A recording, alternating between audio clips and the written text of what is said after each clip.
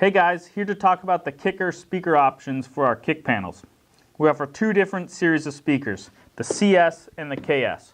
The general rule of thumb is, are you using an amplifier?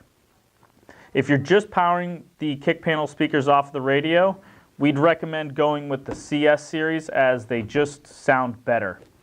The KS series will outperform the CS series when powered with an amplifier, but they are going to need that extra amount of power that the amp's going to give them over the radio.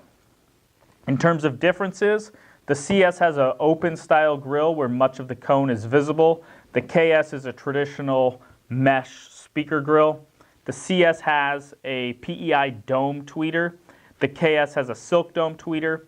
And then the woofer cone weight. The CS has a lighter woofer cone. The KS has a heavier woofer cone. What that means is the CS will sound better at lower power levels, where the KS needs that extra power of the amp to get the speaker going to really get the value for the extra price point. Hope that explains it. If you got any other questions, feel free to give us a call or shoot us an email at info@ClassicCarStereos.com. Thanks.